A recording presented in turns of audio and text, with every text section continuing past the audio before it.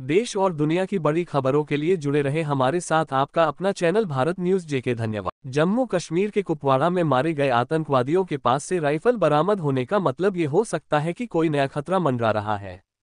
उसकी वजह यहाँ है, दुनिया भर की सेनाओं द्वारा इस्तेमाल की जाने वाली और गुरुवार को कुपवाड़ा में मारे गए 2 आतंकवादियों के पास से बरामद STI-AUG राइफल ने सुरक्षा ग्रिड को हाई अलर्ट पर डाल दिया है। अधिकारियों को चिंता है कि उत्तर पश्चिम सीमांत प्रांत और अफगानिस्तान से हथियार और लड़ाके अब जम्मू पहुंच गए हैं। और कश्मीर में असामान्य बरामदगी से ऐसे और हथियारों की खोज की अटकलें भी तेज हो गई हैं। न्यूज़ 18 ने पहले रिपोर्ट दी थी कि सुरक्षा ग्रिड के वरिष्ठ अधिकारियों ने पाकिस्तान को जम्मू कश्मीर को परेशान करने के लिए तालिबान लड़ाकों के साथ साथ अफगानिस्तान में अमेरिकी नेतृत्व वाली सेनाओं द्वारा छोड़े गए हथियारों और युद्ध उपकरणों का उपयोग करने की चेतावनी दी थी।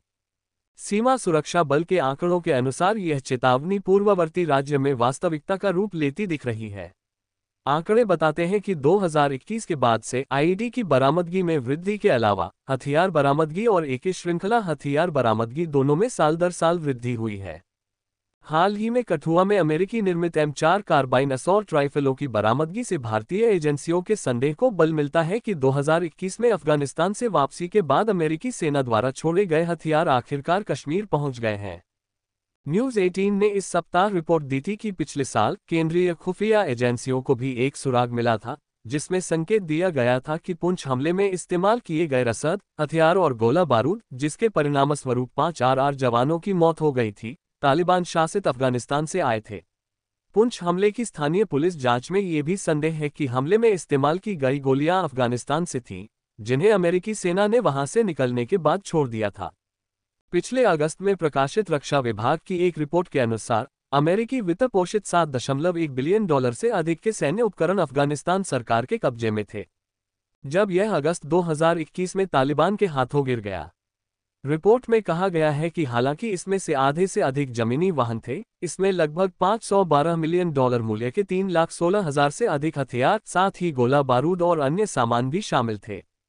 $923.3 मिलियन मूल्य के कम से कम 78 विमान, $6.54 मिलियन मूल्य के 9,524 हवा से जमीन पर मार करने वाले हथियार, 40,000 से अधिक वाहन, 3 लाख से अधिक हथियार और लगभग पूरी रात दृष्टि, निगरानी, संचार और बायोमेट्रिक उपकरण अफगानिस्तान को प्रदान किए गए।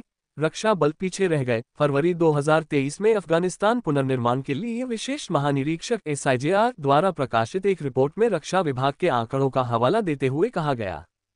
श्रीनगर में भारतीय सेना के प्रवक्ता लेफ्टिनेंट कर्नल इमरान मुसावी ने पहले NBC न्यूज को बताया था कि अमेरिका द्वारा युद्धग्रस्त राष्ट्र से बाहर निकलने से पहले दोनों समूहों के आतंकवादियों को तालिबान के साथ लड़ने या प्रशिक्षित करने के लिए अफगानिस्तान भेजा गया था।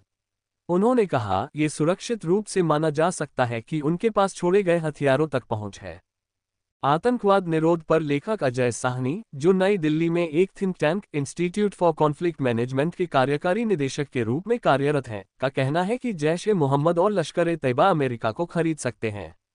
NBC न्यूज की रिपोर्ट के अनुसार जैश-ए-मोहम्मद और लश्कर-ए-तैयबा अफगानिस्तान में तालिबान से अमेरिकी हथियार खरीद सकते हैं, जहां संयुक्त राष्ट्र का कहना है कि दोनों समूहों के अड्डे हैं, या पाकिस्तान में तस्करों के माध्यम से।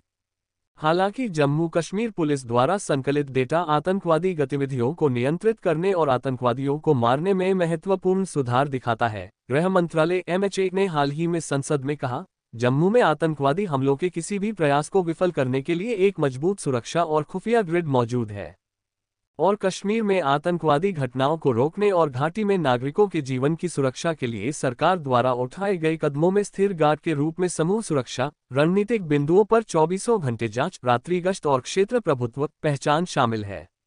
संवेदनशील स्थानों की पहचान और पुलिस, सेना, केंद्रीय सशस्त्र पुलिस बलों CAPF की उचित तैनाती के माध्यम से सुरक्षा व्यवस्था और गहन घेराबंदी और तलाशी अभियान। उत्तर प्रदेश का कुख्यात डकैत शाहनूर मुठभेड़ में मारा गया।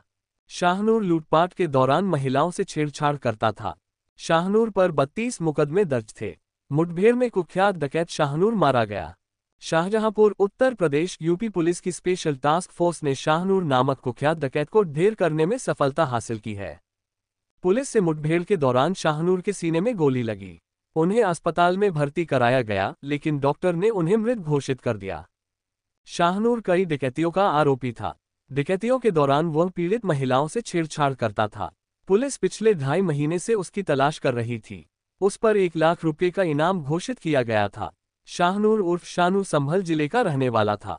उस पर डकैती, हत्या, बलवा आदि के 32 मुकदमे दर्ज थे। पुलिस को सूचना मिली कि शाहनूर शाहजहांपुर में है। रात 1 बजे पुलिस ने उसे घेर लिया और सरेंडर करने को कहा, लेकिन उसने पुलिस पर फायरिंग शुरू कर दी। करीब 12 मिनट तक शाहनूर और उसके साथियों की पुलिस से मुठभेड़ चलती रही। उसका एक साथी इलाके से भाग गया।